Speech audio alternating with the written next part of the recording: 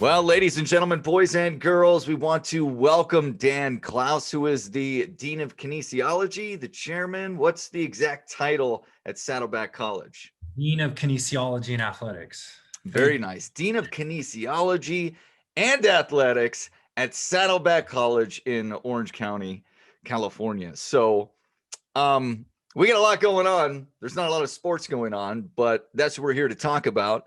And we're hoping that you can shed a little bit of light as it pertains to the junior college level, and maybe a little bit on the 4-year level, because I certainly want to talk about some of the transfers, maybe some of the challenges there, the kids from last year, like what's going on, and then just overall what you're hearing as to how everything's going to be progressing going forward, and when in fact we're going to be able to get the kids back on the fields, on the court, etc. So let's start it off right from there, Dan. Welcome to the Unity as Community podcast. Thank you for having me. This is trying to get as much information out there as possible. We have a lot of student athletes that are in limbo, wanting to know what the NCAA is doing, wanted to know what the 3C2A is doing, and also high school. So glad to be here and answer some of these questions that you have. Well, we're certainly excited to have you on the program. We always like having newsmakers, if you will. So whether it's Feeding America, it's coaches, it's ADs, it's deans such as yourself, just getting the type of information that people can use and they can go forward with. So you guys recently had a meeting last week to discuss what's going to happen with athletics, at least with the Triple C 2A. What are the updates there that you can share?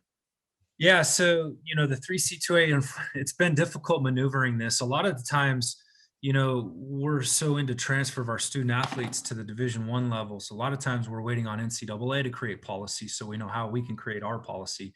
But there's no playbook through a pandemic for athletics and competition. The number one goal is always the safety, health and safety of the student athletes and all the employees of the colleges. So that's been the number one goal of the 3C2A. So there's been a working group that's been through this process in conjunction with the board and in direct contact with the 3C80A, which are the state athletic directors for community college, working through a plan to allow opportunities for our student athletes to compete. So our current plan obviously was in the fall to have a shortened season and then in the spring. But when fall fell through and we had to cancel all fall athletics, the 3C2A board moved into the spring 2 segments, spring 1 and spring 2.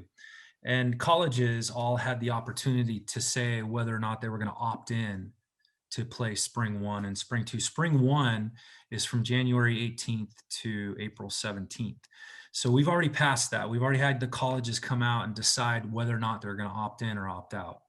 The spring 1 sports are basketball, cross country, football, women's golf, soccer, women's volleyball, water polo, and wrestling.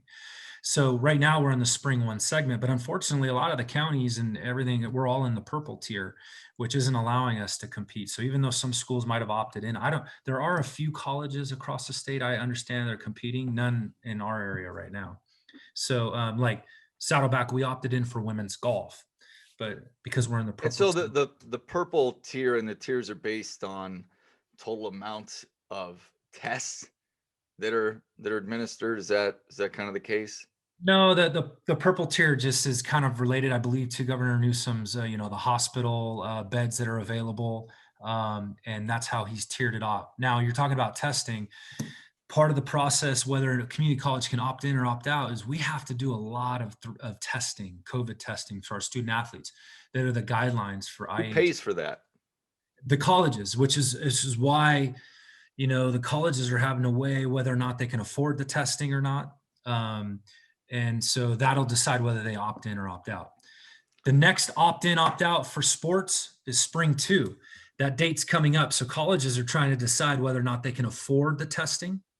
And if they can, they have to tell the 3C2A whether or not. So the colleges, I wasn't aware that the colleges were responsible for paying for the test. And I know the tests can range anywhere from $150 to $208. Recently had to do this with my daughter. She had to get a PCR test before a procedure, and it was $208. And we asked very nice people, and this is at a children's hospital in San Diego. We asked very nice people, hey, how many people get tested here a day? And they said around 2,000. And it was the middle of the day. And they're like, well, let's look back to yesterday. And they said yesterday it was 1,300 people. So the 1,300 times 208 comes out to $270,400 times 30 days in a month, $8.1 million. So if you guys are having, and not that you're going to be testing at 1,300 per day, but that adds up pretty quickly. What type of subsidies are there available that you guys can take advantage of? And is that a part of the CARES Act, or, what's going on there? Yeah, great question. So community colleges right now, the athletic directors are looking at several different options. They're trying to work out deals with the county to maybe be a testing site where they can provide free testing to student athletes. There are some colleges that are working with outside contractors that will provide testing and contact tracing on campus. That costs money. So yeah, there is CARES Act money. And then there's the second round stimulus that's coming to the community colleges. The colleges can use that money, but it's, obviously that's each college district's purview where that money goes, but that's one place they can access the funding. So the biggest challenge right now is that the majority of the counties here in the state are classified as purple. Yes. And that's really the main thing preventing the kids being able to get on the field, to compete. And specifically talking about the JC level, you're going to play JC ball because you want to extend that opportunity to get your 4-year school paid for through athletics. What's it been like for some of those kids, especially the spring sports and even the winter sports from a year ago that had their season cut in half, right? What's it been like for those student athletes, and have scholarships presented themselves? Have people lost out considerably? Like, what's going on there? Yeah, there's a backup in the system. In order to relieve the eligibility of the student athletes, the NCAA waived the eligibility for fall and winter sports. I don't know if they've done it for spring. The 3C2A waived eligibility for all community college athletes. So that means if they compete this year, it won't count towards their clock in order to transfer. So we've done that to try to ease the students, but there could be a backup in the system in scholarships. If you have seniors at the NCAA Division 1, 2, 3 institutions that decide to stay because they have their year back, well, now you're not going to have the high school seniors right now getting those scholarships. There are a few that have come through for our student athletes. There are seniors that leave and they're still looking for some, but the scholarships, from my view, aren't there as in usual years. So in my opinion, I'm sure you'll agree with this, Dan, what needs to happen at the NCAA level, and this, I'm just throwing this out there, is that each sport, male and female, they both need to be granted 2 more full scholarships for every sport, is what they need for the next 2 to 3 years to let this settle its way through. And as we move past this, then you can go back to the, their total numbers, or maybe they just leave it as is, which would be awesome. The money's there, and if they say the money's not there, I'm not buying it. But that's an easy way, in my opinion, to help out these kids, because at the end of the day, you're a dad, I'm a dad, you're a coach, I'm a coach. It's about the kids and making their futures as best as it possibly can be. And I know from being a JC guy, you as well, like, you have that finite amount of time, and you better make stuff happen. Otherwise, you're going to be like, what do I do now? What do I do now? How many of those kids have plans if it doesn't work out because of this, where otherwise they may have had an opportunity maybe to go play at a smaller Division 1, Division 2, 3, NAIA, whatever, you know what I mean? I don't know. I think about that stuff all the time. What are your thoughts, being a former athlete and competing at this level too? Yeah, my hearts go out to those student athletes right now that are in that that limbo. But I mean, the best thing I would say is it's going to be a little bit tougher with competition. Maybe the rosters are going to be a bit larger than usual. Your idea about scholarships is, I think that would work potentially at, those Power Five conferences that can do that. I think the challenge for the cost of extra scholarships down at the smaller levels, NAI, D3, D2, could prove more difficult Yeah. uh, to fund those type of scholarships. But um, we also don't really know the full effects of scholarships in the end. So hopefully there won't be as big of backup as we're projecting. We do expect the community colleges more athletes to come in this year because there aren't as many four-year roster spots. So just stay the course. You love the game. Athletes love the game and play it because you love it. And so, keep fighting through and keep working through the system, and it'll work out. So where are some of your athletes at right now that were looking to transfer last year? How many of the kids, just if you ballpark, were able to transfer last year? How many came back? And what's that looking like this year? It's still too early to tell about who's looking. We have several transfers. We actually had some scholarships out in baseball. Even through a half a season, I believe we had three. Nice. I got to get the number from all the coaches. So there was some optimistic scholarships that still went out. We still had student athletes that transferred, that graduated, that are not sticking around. So there's some movement in the system. So and I know other schools are experiencing some scholarships. The other thing is we're still expecting football, even though they're not be able to play this fall, we're going to allow them to do some practicing, 15 practices this spring, and do an inter-squad scrimmage. That expecting some four-year college coaches to still come out and recruit, even though they don't have games, maybe they can come out and look at our practices and our inter-squad scrimmage. So, and I have to ask this question. I'm sure you've received, mixed answers on this, but how do people in government and or the health departments look at what's going on in other states at the Division I level? I'm not so sure about Division II if they're playing. I think some are, some are not, depending on where they're located. But they played the whole season of college football. I mean, even the Pac-12 played their 8 games or whatever it was. You know what I mean? So how is the Pac-12 able to play, and high school and junior college in the state of California not able to play? How do they justify that? Well, it all came down to testing. There were strict guidelines by the NCAA and in the state of California for how if you going to test each sport. There's high risk, outdoor, high risk, indoor, intermediate, and low risk, and they had testing requirements for each.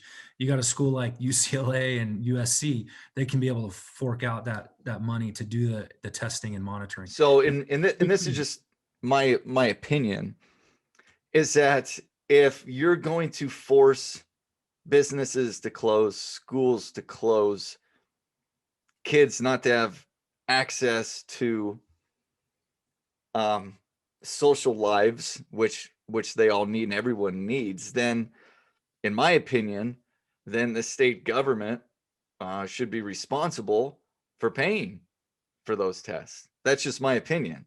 If they want to keep people shut down, then they should pay for them at each and every high school and each and every junior college and or college. That's just my opinion, because if you're taking that away, okay, well, what is your responsibility in shutting everything down and hurting people's lives? I know it is for safety, and I totally understand, and I'm on board with keeping people as safe as possible, but we also got to look at things from a common sense perspective from time to time, which I know you do.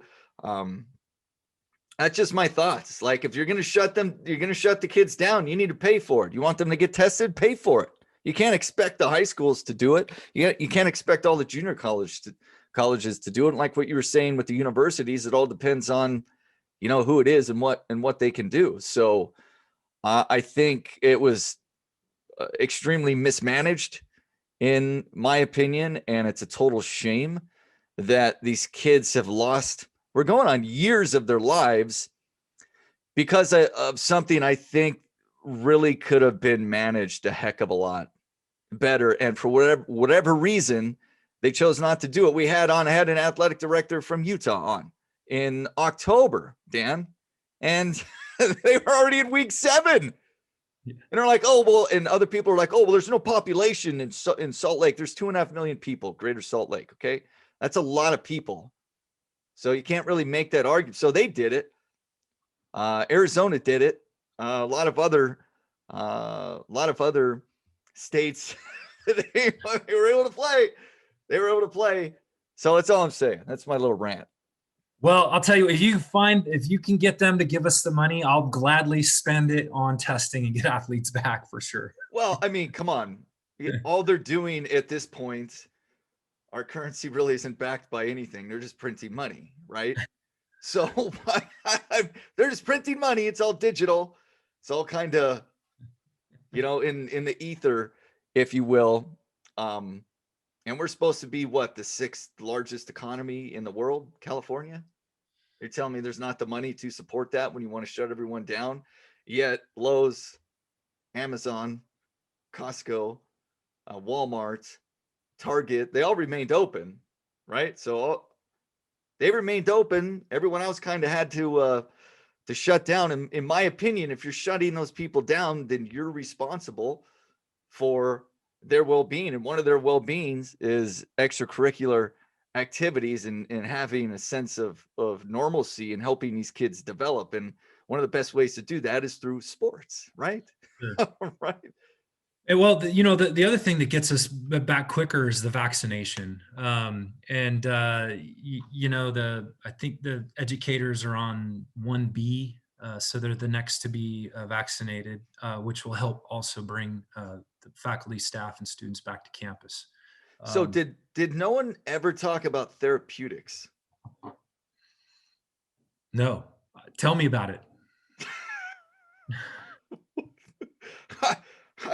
I mean, if you're anyway, we don't have to get into the details of that, but those have been there like the whole time.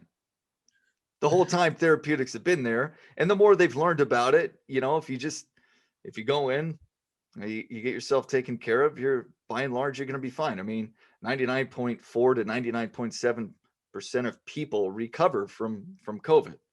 And that's true.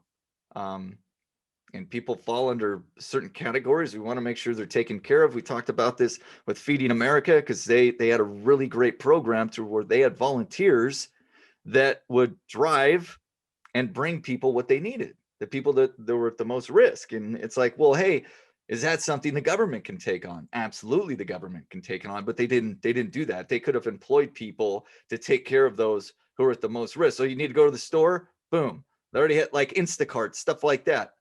And then any other stuff that they need. Okay, well, let's see if we can't try and subsidize those people that are at risk, right? Everyone else, like, we kind of need to get back after it. If we just take provisions and do things in a common sense way, that's something the government could have done. And they still could do it. They still could do it, but they're not.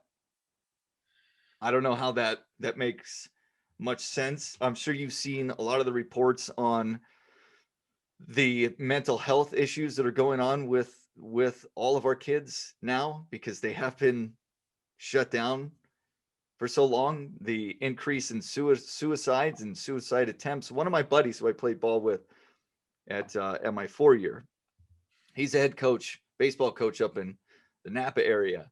And he said just within the 10th grade alone, there's been 8 suicide attempts.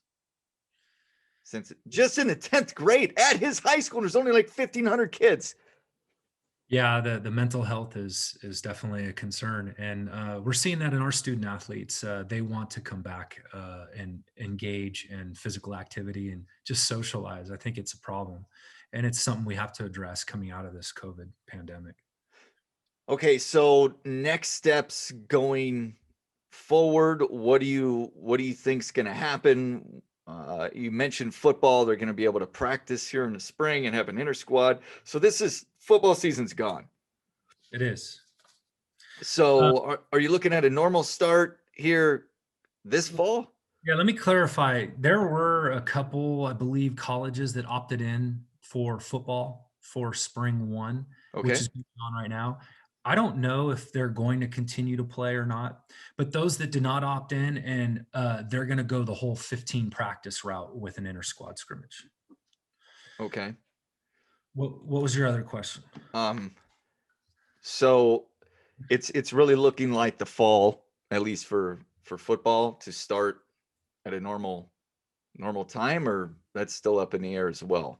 Yeah, so the next thing we're going to see is whether or not spring two goes off. That's baseball and softball and beach volleyball, men's golf. The schools are going to be either opting in on February 26th or opting out. So that would be the next session of games that would be going on, and that's from April 10th to June 23rd. And then the next round is fall. Hopefully, we'll be back fully open fall, and we'll be past this. That would be my hope.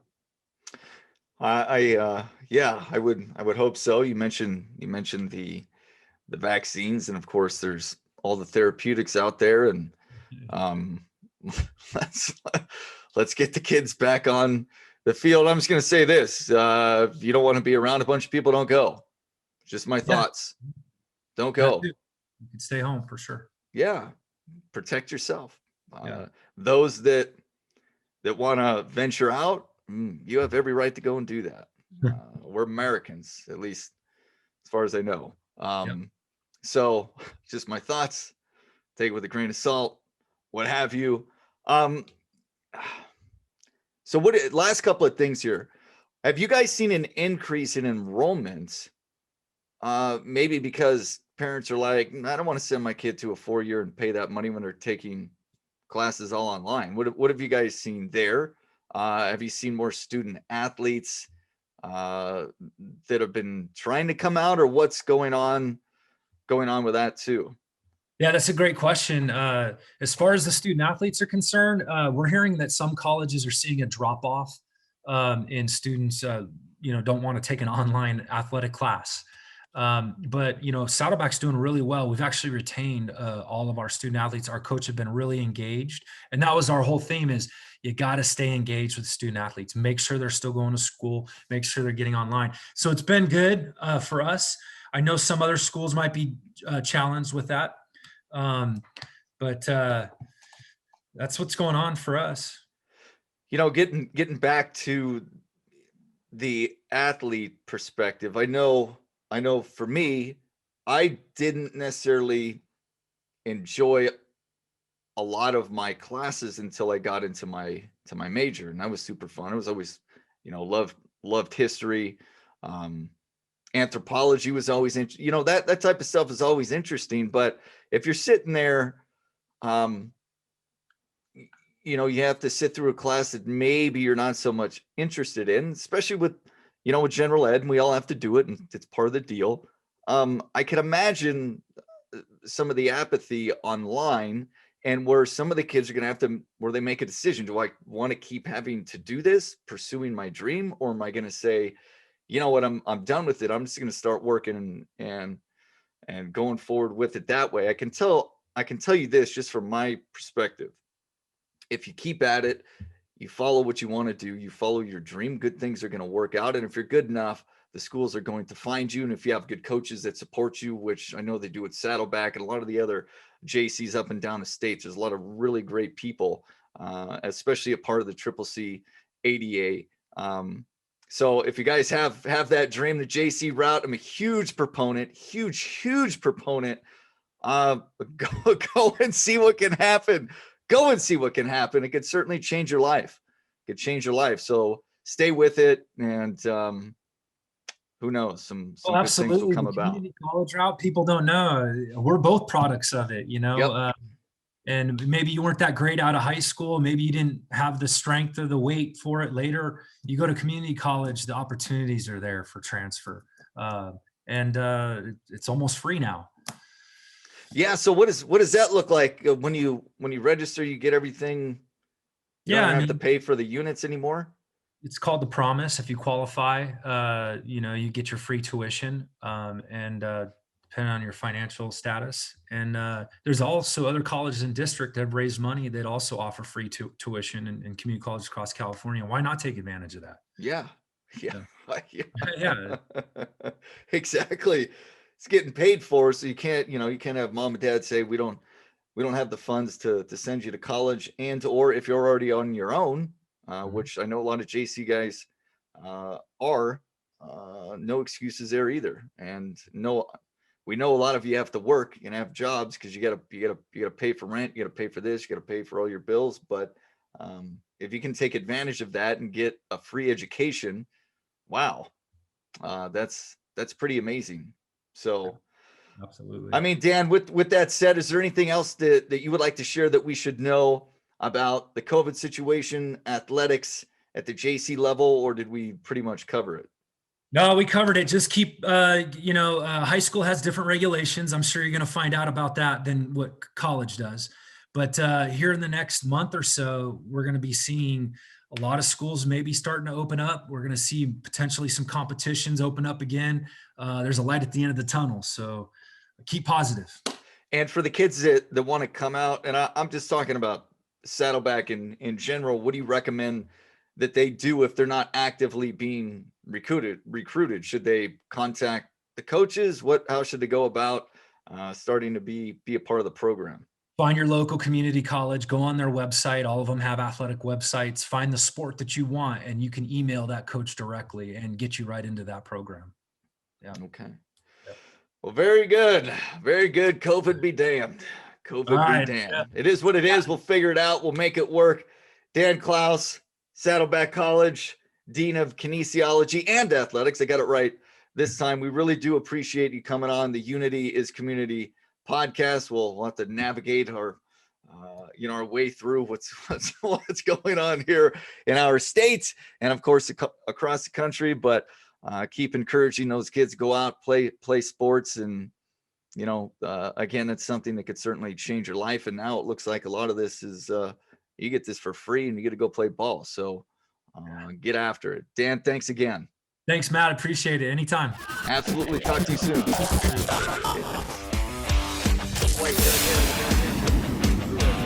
Steady. Real estate.